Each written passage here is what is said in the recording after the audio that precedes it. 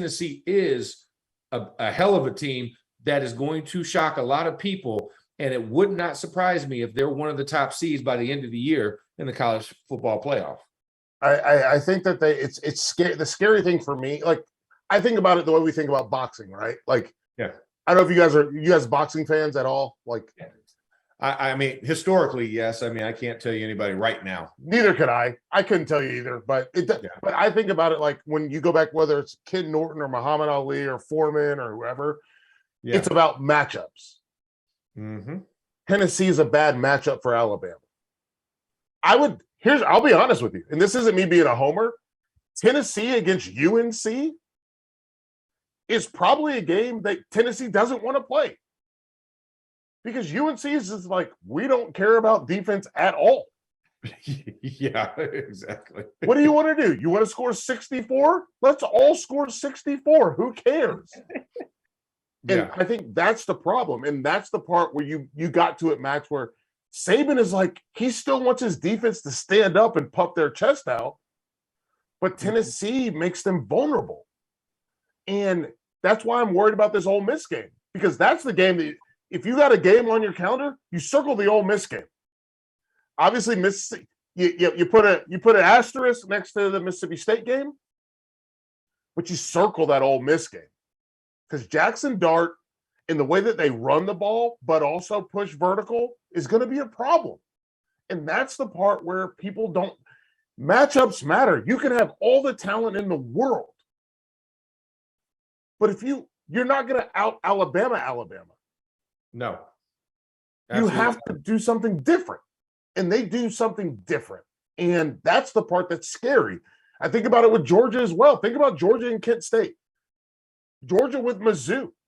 Mizzou pushing wide and going vertical, and they found success. They don't like it. Saban doesn't like it. Kirby Smart doesn't like it. You go to the NFL, Belichick doesn't like it. No. And that's what I was going to say. Ole Miss is the one where you're talking about knocking them out and giving them the death blow for this year in the CFP. That could be it. That's going to be the death nail game. Yeah.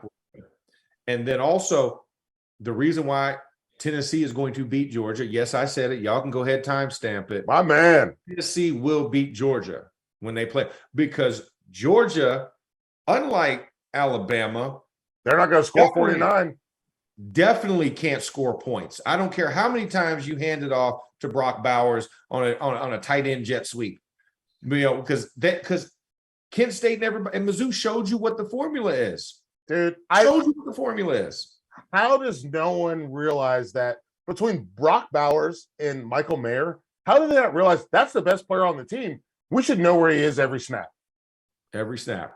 And then his pressure relief valve, McConkey, is the other one. You take those two out the game, donezo. That's your production. Yeah. And Stetson Bennett, yes, he can run, and he surprised us at 5'11", 190. He ain't running like Hendon Hooker. No. He ain't running like Bryce Young. Absolutely not. Walk out there one time and think, you know what? I'm gonna get this boot out on Will Anderson, and guess what? You will bang, get bang. In the face. Hey, y'all want to see a dead body? Hey, this is a family show, Max. Okay? Hey, you want to see an inanimate object? Stand by me. Good Lord. All right, let's wrap up the Tennessee segment because you're right, Felder. I did sort of segue quickly into that to not even get a hardcore overreaction with Tennessee, but I think we've sufficiently covered how good the team is. I love them. They're good. Yeah. So let's leave this segment with this.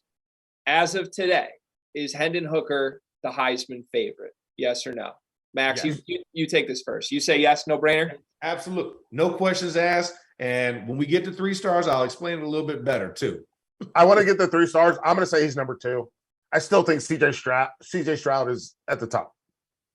Again, what a segue from Felder because we're about to talk CJ Stroud. Real quick, though, if you are in favor of Hendon Hooker for Heisman, you can go buy a shirt that says that you are in favor of Hendon Hooker for Heisman. You can do that at fieldof68.shop. That is the official Hendon Hooker Heisman shirt, Heisman with a 5 for the S. We sold a bunch of them over the weekend. Tennessee fans are all over them. Get them while you can. Fieldof68.shop. You know what? I'm pivoting. Pivot. How many points would Tennessee score against UGA? Let's go. You know what? Let's do it. You know what? I think they scored 46. Dang it, I was going to pick 45. Don't you price it right, me. Dang it. But I honestly. We'll find out in 2 weeks, though. Yeah, we'll find out in 2 weeks, but I think 45. I think they have 45 on them. What do you think, Greg?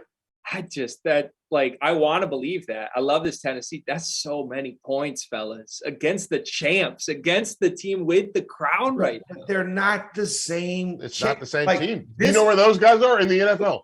They're in the pros. Yeah. Hey, they're playing for the undefeated Philadelphia Eagles. That's where they're at right now. You want to know 2 or 3 of them? Huh? 3 of them. 3 of them, yeah. One of them can't even get on the field yet. I think they score 46 points. This is a team. The things that Tennessee does, and that's the part I don't think people understand, is they force it. And Clint Sterner was on the show, right? And he was talking about it where as a quarterback, it makes you feel more comfortable when you take your guys, you spread them out. Safeties have to move. These guys have to move. And Max, you said the same thing where they have to decide what they're going to do. And so we take 5 guys out. We move a running back. We take another guy out. Now it's 5-on-5 with a guy who can run. Listen, when you go to a buffet, you want to see multiple stations so you can pick out your food, right? Yeah. Imagine you go to a 100-item buffet and they're like, okay, we're going to cram it all into here. Yeah. Right. That's what defenses love that, right? You're just getting stuff with the quarterback. But when you spread everything out, I can see that's a carving station. That's a salad bar. That's the barbecue. You can pick it out. You feel more comfortable about walking up there with your plate. Yeah. So that's what Tennessee forces you to do. They make you make a choice. And you have to make a choice. What am I going to do? Am I going to try and defend the mobile quarterback who's probably going to hit a quick hitter to the outside on a bubble screen? Or if I do drop that guy, now we have to play spy. And my spy, with that slot lined up an extra 5 yards out, can't spy because you can't play you can't serve 2 masters. You can't play the run on the RPO and then play the pass behind it. You're gonna I'll tell you this. Philadelphia did it last night to Micah Parsons. Yes. In the Dallas game. They forced Micah Parsons to make a decision. Are you going to drop or are you going to rush? And you're going to be wrong either way. I just don't see Georgia doesn't have those dogs like that anymore. Now, if you ask me this against last year's Georgia team, they were just going to go beat everybody up and throw them to the ground. They didn't care.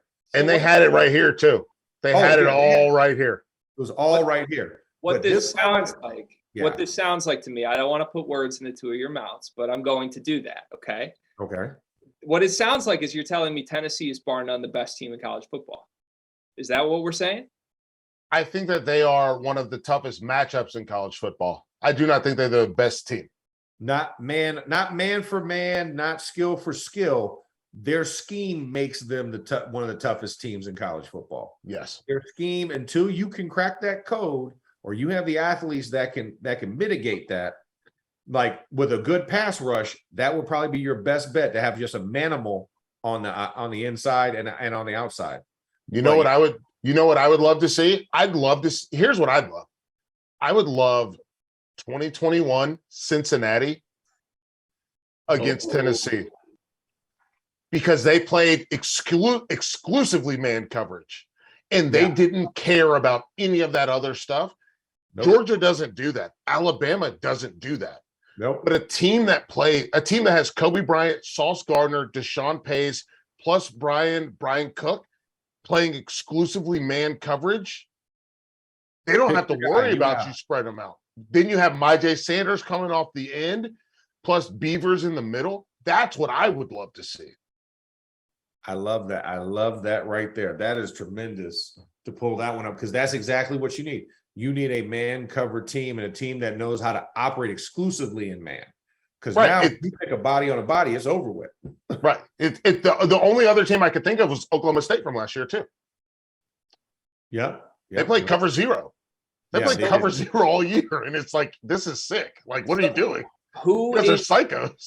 Who in this year, if anyone, maybe the answer is no one, but who in the quote unquote contender tier that Tennessee would see on their way to a national championship appearance this year would fall into that same category of problematic matchup? Is there anybody?